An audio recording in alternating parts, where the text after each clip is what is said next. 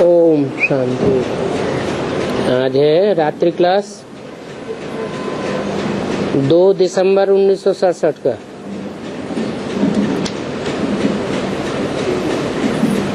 जब भी किसी को समझाते हैं तो ये समझाना है कि भक्ति मार्ग दुब्बण है।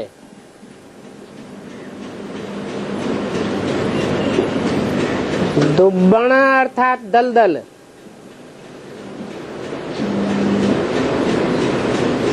दलदल में से जितना ही निकलने की कोशिश करते हैं उतना और ही फंसते जाते हैं। ये भक्ति मार्ग का कितना हंगामा है।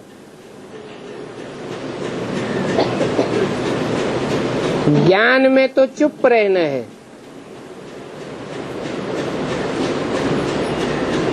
अपन को आत्मा समझ बाप को याद करना है।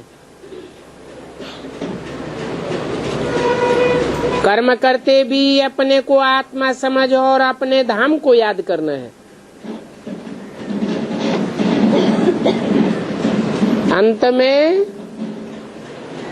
आत्मा और आत्मा के धाम के सिवाय और कोई याद न रहे।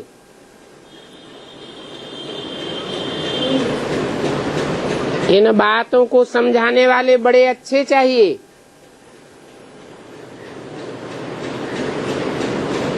समझाने वाले खुद कच्चे होंगे।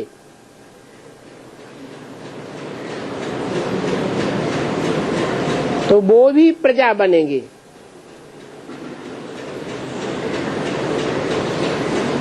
आत्मिक स्थिति पक्की चाहिए।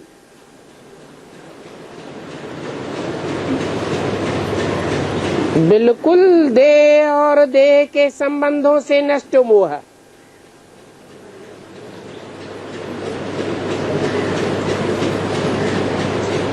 पक्के होंगे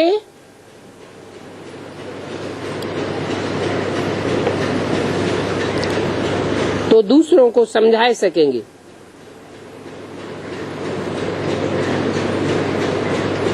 अनुभव सब बच्चों ने सुनाया।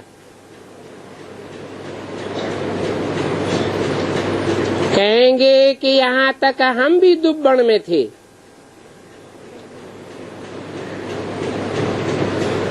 बाकी चोटी जाकर बची।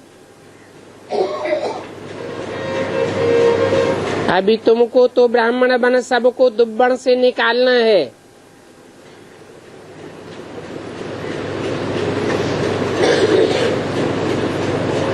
धीरे धीरे करते करते डूबे हैं।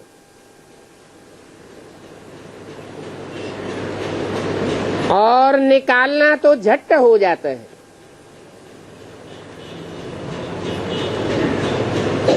सिर्फ बुद्धि में बात बैठनी चाहिए। डूबने में आधा कल्प और निकालने में 1 जन्म लगता है।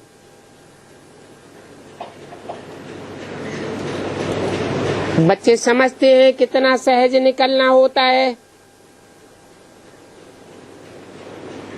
परंतु फिर भी टाइम लगता है।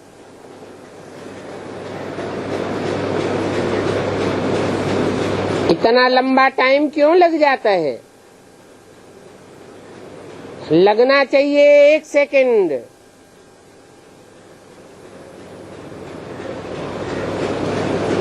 परंतु 1 जन्म लग जाता है।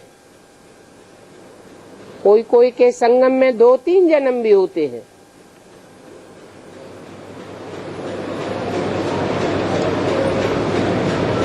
परंतु निश्चय बुद्धि विजेते नहीं बन पाते।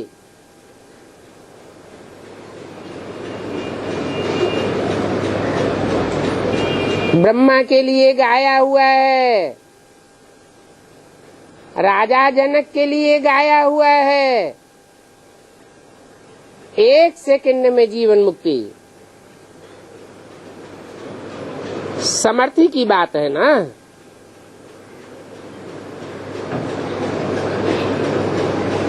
इन बातों में डरना और मुझना नहीं चाहिए।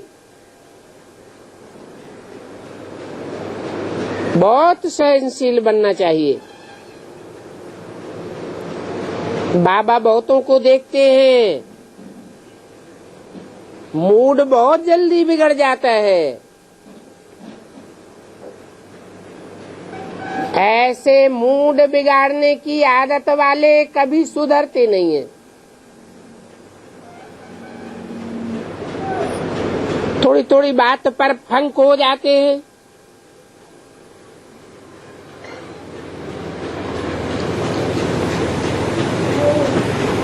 फिर तो सुधरना भी मुश्किल हो जाता है।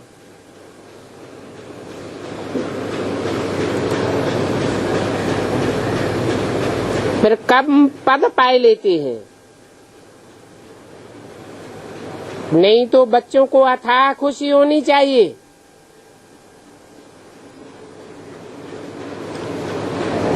घड़ी घड़ी मूड ऑफ नहीं होना चाहिए। समझते तो हैं कि बाप के बने हैं,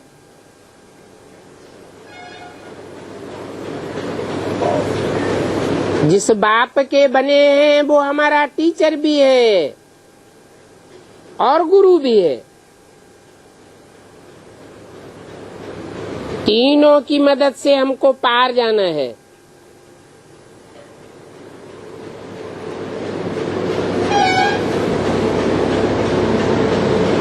और तीनों की शक्ति एक में ही आ जाती है।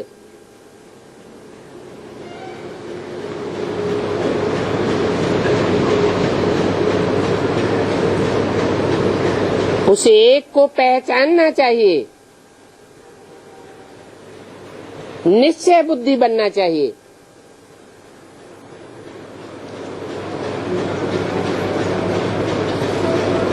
निश्चय उखड़ने और निश्चय बैठने का ही रोल है। माया घड़ी घड़ी निश्चय को उखाड़ देती है।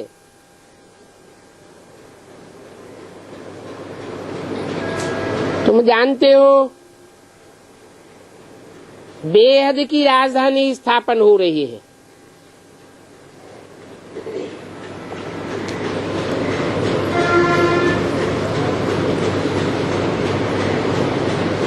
बेहद की राजधानी किसे कहा जाता है? दुनिया की हिस्ट्री में जितने भी राजाएं और राजधानियां स्थापन हुई है वो सब हद के राजाएं हुए और हद की राजधानियां हैं। बेहद का बाप आकर के बेहद की राजधानी स्थापन करते हैं।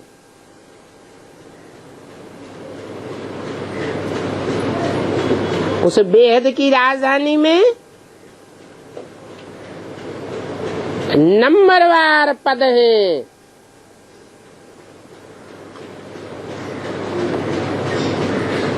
पद पाने वाले ढेर के ढेर हैं। तो पद के लिए पुरुषार्थ करना चाहिए।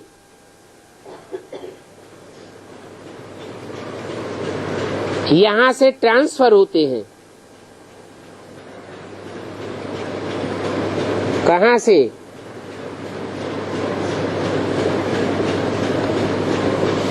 बेसिक नॉलेज से ट्रांसफर होते हैं। एडवांस पढ़ाई में जाते हैं,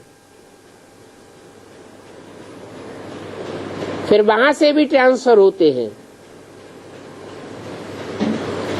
ये ट्रांसफर होने की खुशी बहुत चाहिए।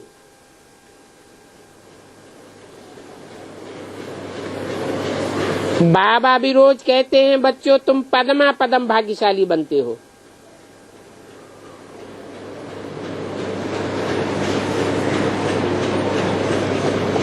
तुम्हारी कमाई बहुत ऊंची है।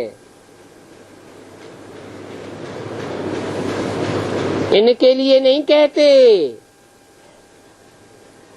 कि ये पदमा पदम भाग्यशाली बनते हैं। इनके फॉलोअर्स के लिए भी नहीं कहते, तुम्हारे लिए कहते हैं कि तुम पदमा पदम भाग्यशाली बनते हो। ऊंचते ऊंच भगवान और ऊंचते ऊंच शिव बाबा को तुमने पहचाना है। ऊंचते ऊंच सौदागर है। इसलिए प्रदर्शनी में भी पहले पहले ये बताओ कि बाबा कहते हैं मुझे याद करो। इस याद से ही तुम पवित्र वन वर्षा पाए लेंगे।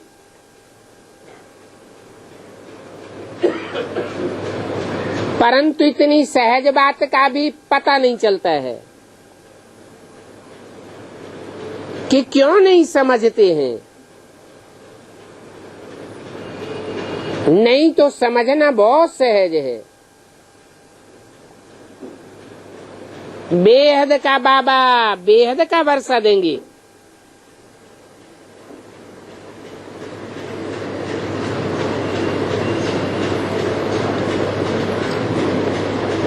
चौरासी जन्मों में हद के बाबा मिले। अभी से एक अंतिम जन्म में तुम्हें बेहद का बाबा मिला है। उनसे बेहद का वर्षा मिलता है।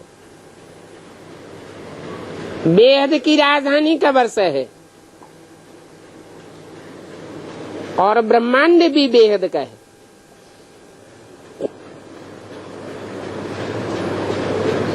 ये बातें समझाते समय चेहरे में खुशी होनी चाहिए,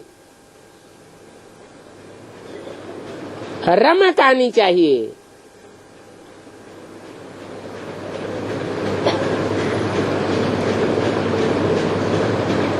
बाप जो ज्ञान सुनाते हैं, बाप अच्छी रीति जानते हैं।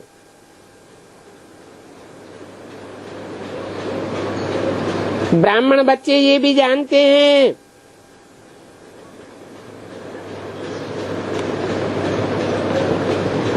कि ज्ञान सुनाना तो सहज है। ज्ञान सुनाने में बहुत तीखे होते हैं।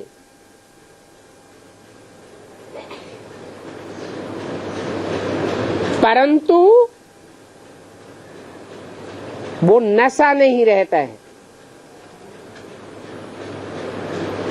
याद का नशा नहीं रहता। समझते हैं जो मिला सो अच्छा। बाप तो कहते हैं ये तो कल्प कल्प की बाजी है।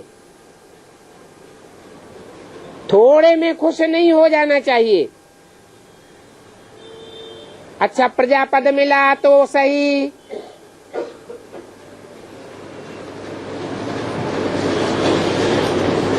बच्चे जो खुशी में रहते हैं उनको प्राप्ति भी बहुत होती है। खुशी संगम युग का खजाना है। याद में रहने से खुशी बढ़ती है। औरों की सेवा करने का मेवा खुशी मिलती है। ये खुशी का खजाना गंवाना नहीं चाहिए। कलकत्ते में भी अच्छे अच्छे बच्चे हैं।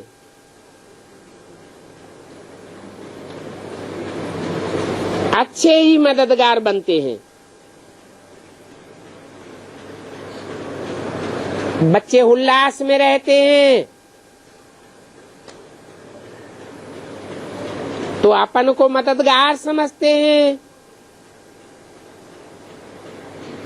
मददगार बच्चे जाने कि हम क्या करते हैं।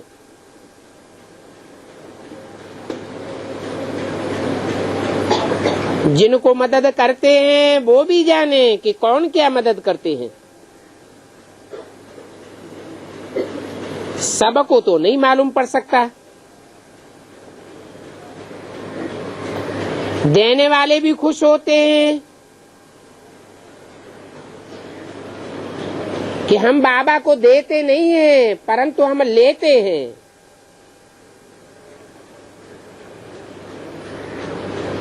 सर्विस में बिजी रहने से खुशी रहती है। सर्विस का समाचार बाबा को देते तो है ना। जहाँ कम सर्विस इतना लाभ नहीं निकलता है तो समझाया जाता है कि ऐसे ऐसे करो। ये कोई छोटी दुकान नहीं है।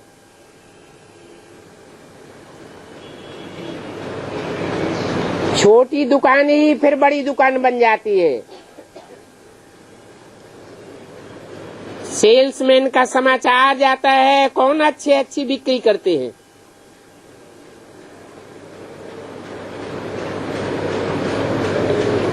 पहले पहले जो दुकान में चढ़ते हैं तो पहले हल्का काम सफाई आदि करने का जोर दिया जाता है। जो अच्छी बिक्री करते होंगे, अच्छा धंधा चलाते होंगे,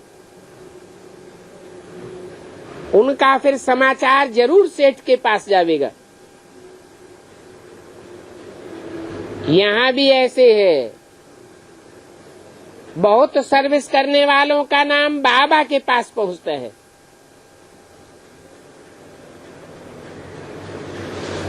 ये तो रूहानी मिलिट्री है। आज स्टूडेंट हैं, फिर मेजर, लेफ्टिनेंट आदि भी बनते हैं।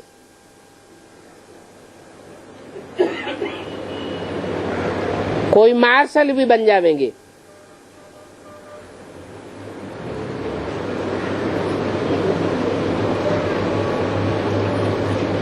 कोई समान पद वाले भागीदार भी बन जाएंगे। सेठ बनेंगे ना। ये अविनाशी ज्ञान रत्नों का व्यापार है।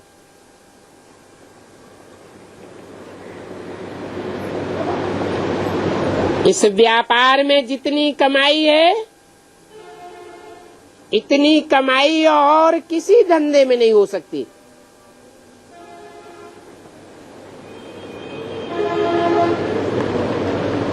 वो कमाई एक जन्म के लिए होती है।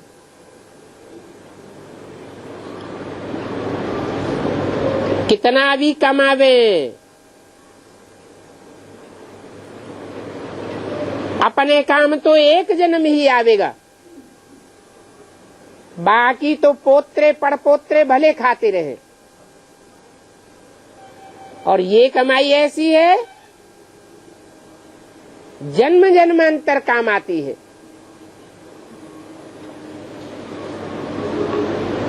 इक्कीस जन्म की तो गारंटी है। और 21 जन्म के आधार पर जो पुरुषार्थ करने की प्रैक्टिस पड़ती है, वो 63 जन्म भी काम आती है। जो यहाँ तीखे पुरुषार्थी बनेंगे, वो 63 जन्म भी तीखा पुरुषार्थ करते रहेंगे।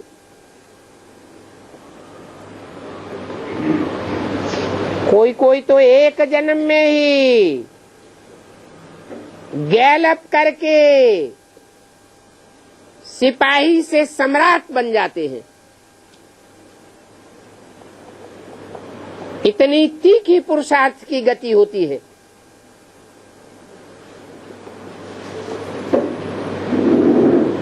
तो बाप समझाते हैं, इस पढ़ाई में बहुत गैलअप कर सकते हैं। बड़ी भारी कमाई है। तुम जानते हो, जो अच्छी सर्विस करते हैं उनकी कमाई भी वैसे अच्छी होती है। सर्विस करने वाले को बाप बहुत प्यार करते हैं। सबसे बच्चों को ही बाप याद करेंगे।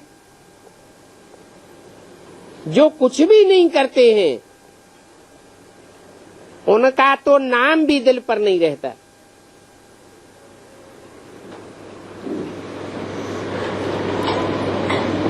तो बच्चों को नाम वाला करना चाहिए। चारों ओर हैंड्स की डिमांड बहुत है, परंतु ऐसे अच्छी सर्विस करने वाले बहुत कम हैं। दिल पसंद नहीं है, इसलिए अब क्लासेस भी कोचिंग के लिए निकालते हैं। सो भी कोचिंग क्लास में बहुत संभाल रखनी पड़ती है।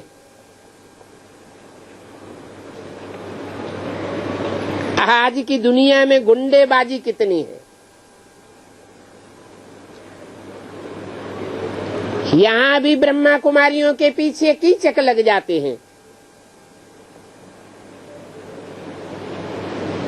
अच्छे अच्छे बच्चों की बहुत संभाल चाहिए।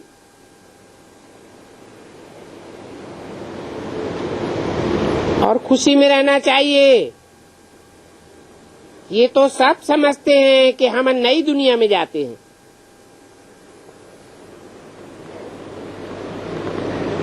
दुनिया बदलती है तो बच्चों को मालूम पड़ता है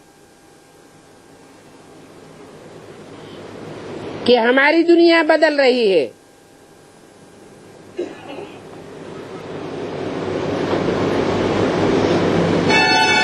दुनिया तो बदलती है, परंतु ये भी सोचना चाहिए कि हम उस दुनिया में क्या पद पावेंगे।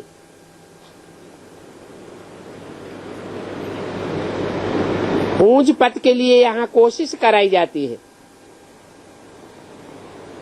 हम अच्छा पुरुषार्थ करते हैं तो कल्प कल्प हमको अच्छा पद मिलेगा। ये बात सब बच्चे समझते हैं कि नई दुनिया में भी नंबरवार पुरुषार्थ अनुसार पद मिलता है।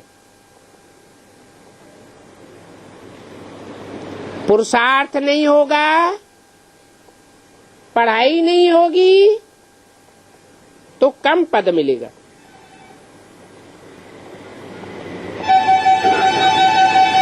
समझ में तो आता है कि सतयुग में रावण संप्रदाय तो होगा नहीं। ये तो कलयुग की दुनिया में रावण संप्रदाय है। तो एग्जाम में भी कहीं कहीं ऐसा होता है कि नकल करने वाले आगे बढ़ जाते हैं, रिश्वत देने वाले आगे बढ़ जाते हैं। नई दुनिया में तो ऐसा कुछ भी नहीं होना है। वहां तो सुखी ही सुख होगा, प्रजा भी सुखी होगी, राजाएं भी सुखी होंगे, राज परिवार भी सुखी होगा।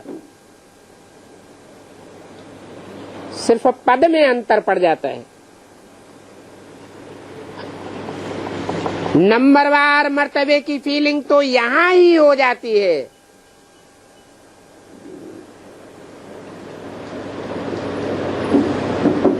पांच 12 सरस्वती की वाणी का दूसरा पेज। सब बच्चों को फीलिंग आवेगी कि नई दुनिया रूपी संगठन में हमारा क्या पद बनने वाला है।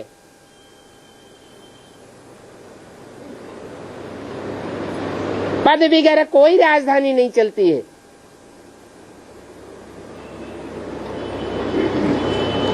जिनको ऊंच मर्तबा मिलता है उनको खुशी उमंग उत्साह बढ़ता जाता है।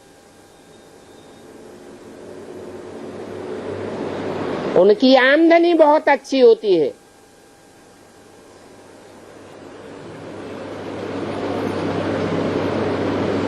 तो हर बात में होशियारी रखना बहुत अच्छी बात है। फीलिंग तो रहती है ना।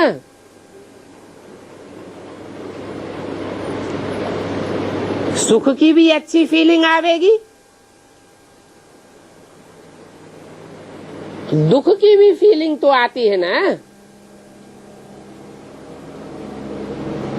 बाप तो कहेंगे पुरुषार्थ करो,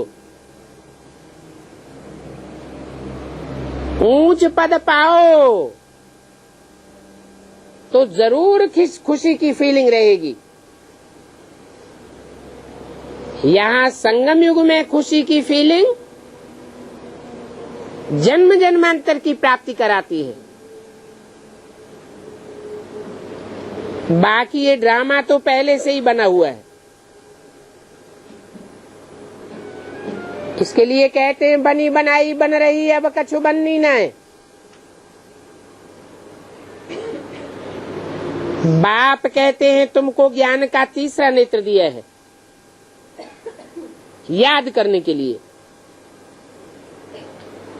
अपनी जांच करो, घड़ी घड़ी जांच करते रहो कि हमारा बुद्धियोग बाप के साथ है,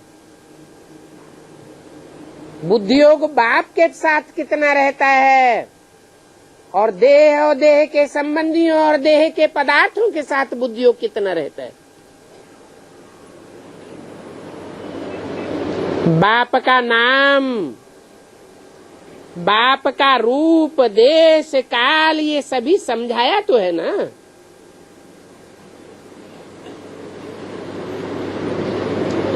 समझ को तीसरा नेत्र कहा जाता है।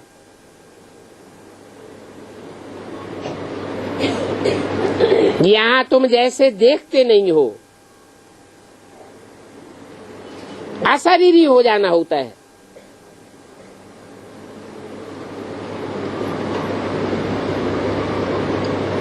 बल बाबा की तरफ देखते हो, परंतु याद करना जरूर है बाप को कि बाप अलग है, बाबा अलग है।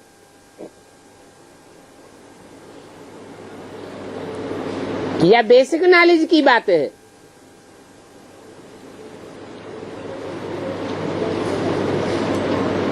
बेसिक नॉलेज के लिए बूढ़े को बाबा कहा गया है। ब्रह्मा बाबा बूढ़े थे, बल बाबा सामने था, परंतु बुद्धि में रहना चाहिए कि हमें बाप को याद करना है। बाप भी तुम बच्चों को देखते हैं, बाप की याद को भूलना नहीं है। और बाप ऊंच पद पाने के लिए समझाते हैं। ऐसे न हो कि बुद्धि बैठे बैठे कहीं और चली जाए।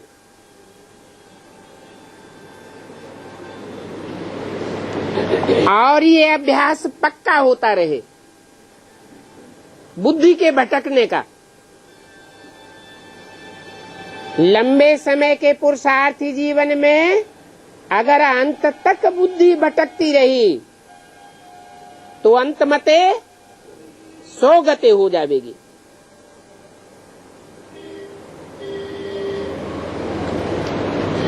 इसके लिए अपन को पक्का पक्का आत्मा समझो। अमृत वेले पक्का फाउंडेशन डालना चाहिए। उस डायरेक्शन पर कम चलते हैं।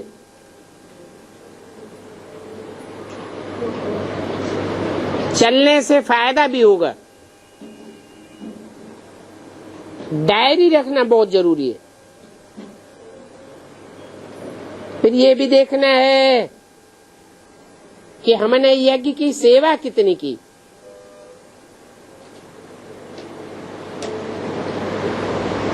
हिसाब निकालेंगे तो आप ही लज्जा आवेगी कि हमने तो 2 घंटा भी सर्विस नहीं की।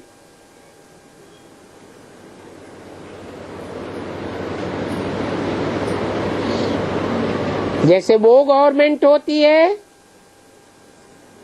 ये भी ईश्वरीय गवर्नमेंट है।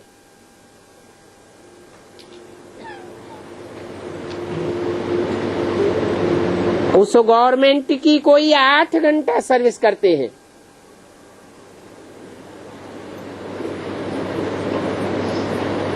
यहां देखना चाहिए हम कितनी सर्विस करते हैं।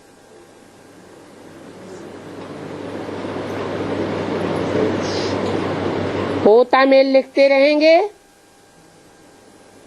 तो बुद्धि में आवेगा।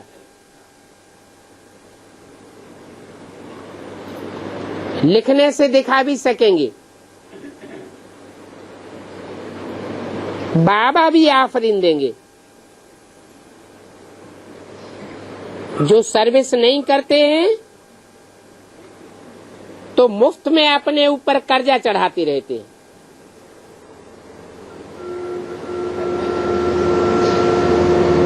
उनका फिर पद बहुत कम हो जाता है। फिर वो कर्जा भरना पड़ता है।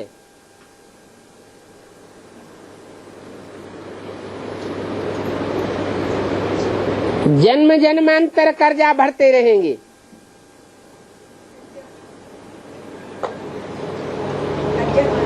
नीच कर्जा मना लोन लिया जाता है ना, तो लोन देना पड़ता है।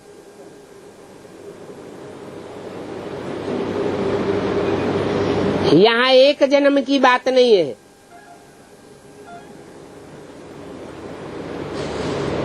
जो लोन लेते हैं उसके ऊपर ब्याज के ऊपर ब्याज, ब्याज के ऊपर ब्याज भी चढ़ता जाता है।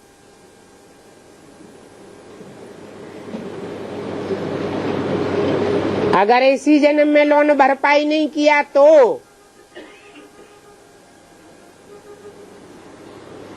ऐसे कर्जा चढ़ाने वालों का पद बहुत नीचा हो जाता है।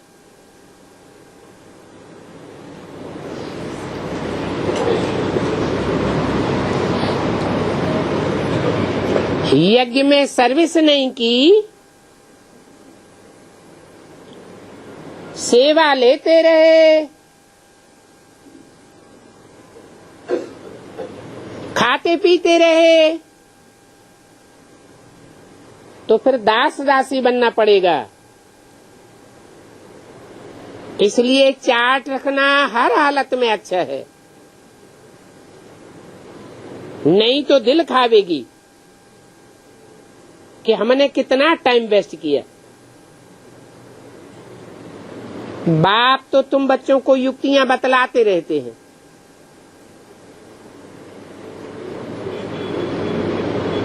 अभी टाइम वेस्ट नहीं करना चाहिए।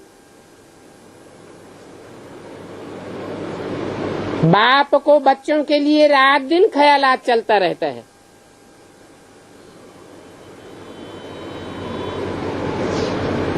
कहते हैं बड़े बड़े सेंटर खोलो,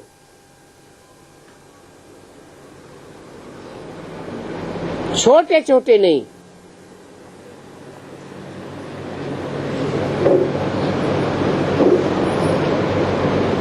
हिम्मत बच्चों की और मदद बाप की।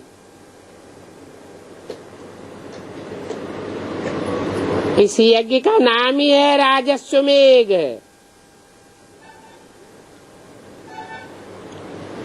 अपनी अपनी राजाई के लिए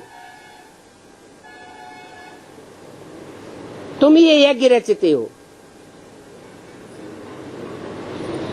आत्मा रूपी घोड़े को स्वाहा करते हो। ये मन रूपी घोड़ा है। मन देह और देह के संबंधियों और देह के पदार्थों की तरफ खींचने वाला है। इसको कंट्रोल करना है। विश्व कल्याणकारी बाप का विश्व कल्याणकारी बच्चा बनना है। इसलिए नाम रखा है राजस्वमेघ।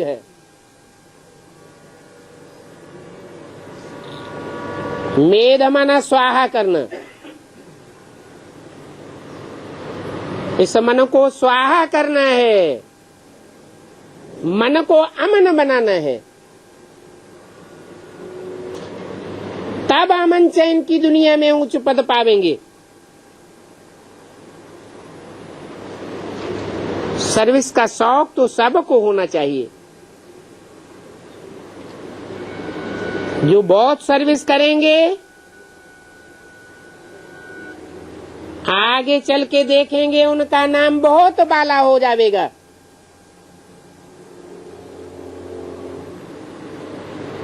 बाप समझाते हैं कि तुम स्टूडेंट तो हो ही, रजिस्टर रखने से तुमको मालूम पड़ जाएगा कि हम कितना टाइम वेस्ट करते हैं।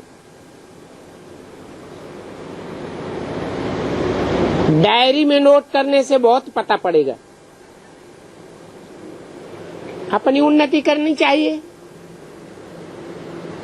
तुम्हारी डायरी ही शो करेगी, क्योंकि ये तो यज्ञ है ना। बहुत बच्चे हैं जो पूरा समझते नहीं हैं। बाप तो चाहेंगे कि ये बच्ची भी ऊंच पद पावे। टीचर तो कहेंगे हमारे बहुत बच्चे, बहुत स्टूडेंट पास हो जावे। ये तो ड्रामा में पहले से ही नूद है। अपने चार्ट से पता पड़ेगा कि हम सारा दिन क्या क्या करते हैं। ये ख्याल में आना चाहिए कि हमने शुरू में जो दिया है वो भविष्य के लिए जरूर पक्का हो जाता है।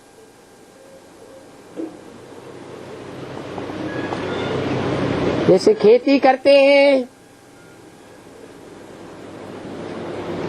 मौसम के आदि में ही जो बीज बोया जाता है वो बहुत फल देता है।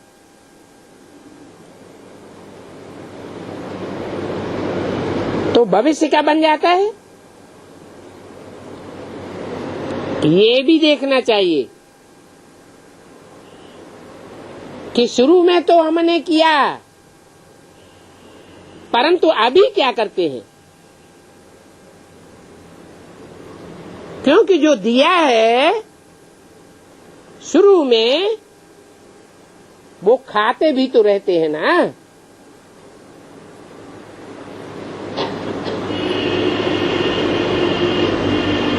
फिर खाते खाते वो सब खत्म हो जाएगा। हर बात का हिसाब भी है। ऐसे न समझे कि बाबा ने हमको ये बात बताई नहीं। इसलिए बच्चों को बाटे घाटे का हिसाब रखना बहुत जरूरी है, जांच करनी है।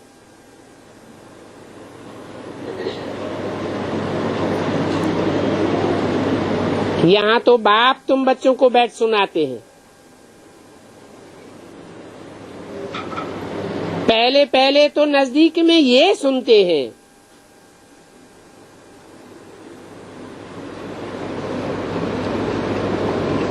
परंतु सुनाते तुमको है।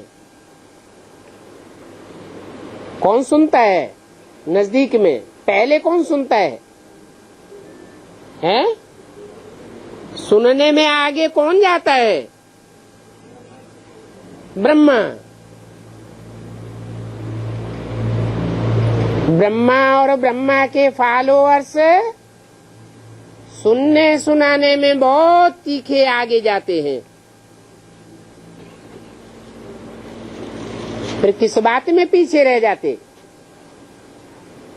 हैं? समझने और समझाने में पीछे रह जाते हैं।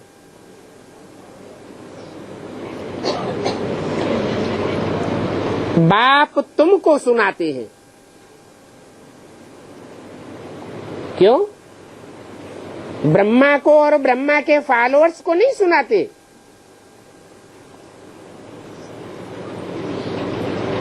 कहते हैं ये ब्रह्मा तो बेबी है, बेबी बुद्धि है। बात की गहराई को समझने का इतना बेबी में अकल नहीं होता।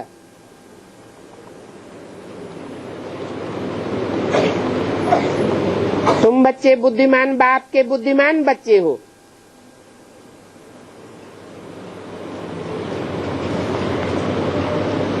जो भी राजाएं बनते हैं वो बुद्धिमान राजाएं बनते हैं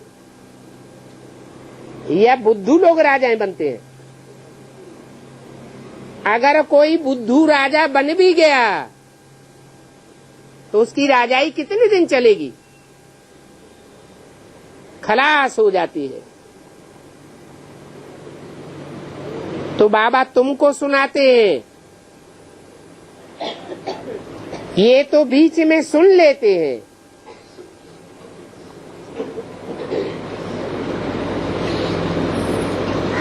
ये सिर्फ सुनते हैं।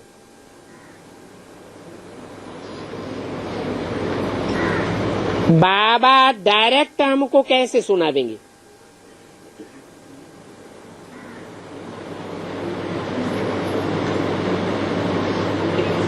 तुमको सुनावेंगे तो हम भी सुनेंगे। ये किसने बोला?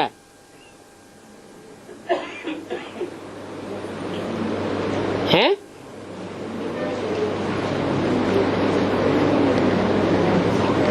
बाबा डायरेक्ट हमको कैसे सुनावेंगे? प्रश्न किया। तुमको सुनावेंगे तो हम भी सुनेंगे। भविष्य की बात बताई या जिस समय मुरली चल रही थी उस समय की बात सुनाई है? भविष्य के लिए इशारा दिया। हम अकेले को कैसे सुनावेंगे?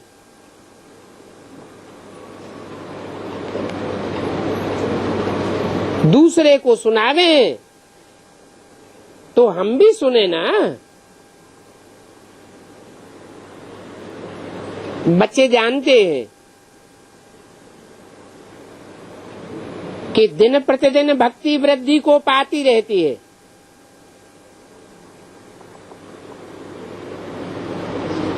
बाप ज्ञान का सागर आया हुआ है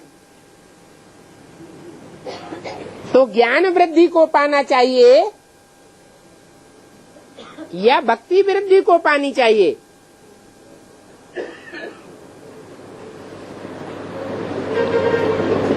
भक्ति वृद्धि को इसलिए पाती है कि जब बाप आते हैं तो ज्ञान भी 4 अवस्थाओं से पसार होता है। सतो प्रधान, सतो सामान्य, रजो और तमो। सतो प्रधान स्थिति में जो भी बच्चे शुरुआत में ज्ञान सुनते हैं बहुत उमंग उत्साह रहता है, क्योंकि बाप छोटे बच्चों को उंगली पकड़ करके चलाते हैं, इसलिए सात्विक स्टेज रहती है।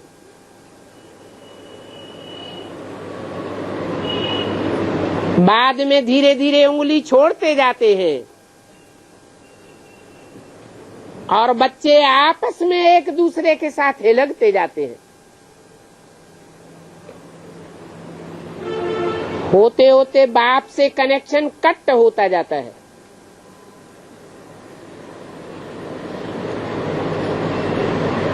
तो घाटा पड़ जाता है। सतो प्रधान से सतो रजो तमो में गिरते जाते हैं।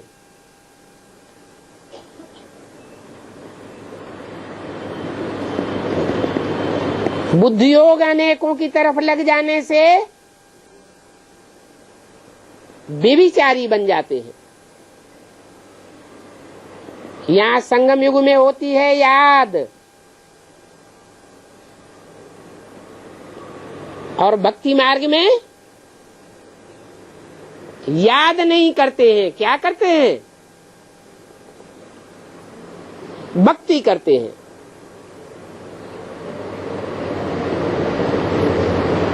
अभी तुम एक बाप से ही सुनते हो,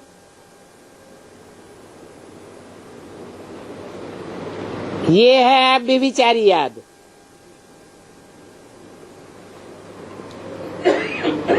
एक से सुनना है व्यभिचारी ज्ञान, अनेकों से सुनना और उनकी बातों को धारण करना, ये हो जाता है व्यभिचारी ज्ञान।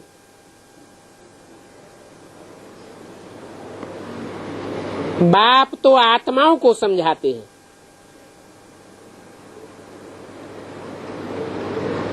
देह अभिमानी मनुष्य मनुष्यों को समझाते हैं। तुम्हारी आत्मा आर्गन्स द्वारा सुनती है और आत्मा ही एक शरीर छोड़ करके दूसरा लेती है। 84 जन्मों का हिसाब भी तुमको समझाया है। जो अच्छे अच्छे पुरुषार्थी होंगे, जिन्होंने 63 जन्म भी अच्छा अच्छा पुरुषार्थ किया होगा, सतो प्रधान भक्ति की होगी, ज्यादा भक्ति की होगी, वो पहले पहले आवेंगे। कहाँ आवेंगे पहले पहले? बाप के पास पहले पहले आवेंगे। पहले पहले अव्यभिचारी ज्ञान सुनेंगे। सारा मदार पुरुषार्थ पर है।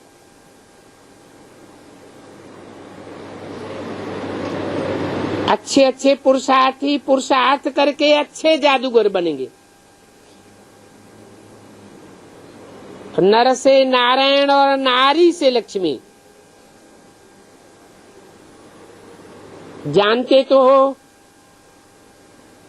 कि वर्षा तो लौकिक बाप से भी मिलता है और पारलौकिक बाप से भी वर्षा मिलता है। अलौकिक बाप से वर्षा नहीं मिलता।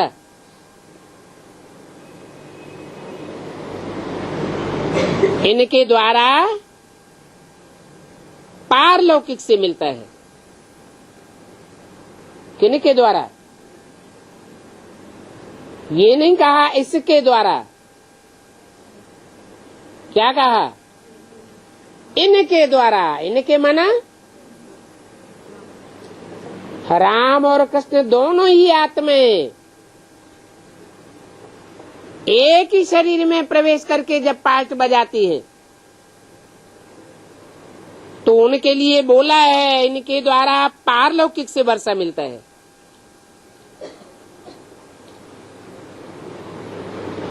ये पारलौकिक बाप से वर्षा प्राप्त करना, ये बड़ा भारी पुरुषार्थ है। अच्छा, ओम शांति।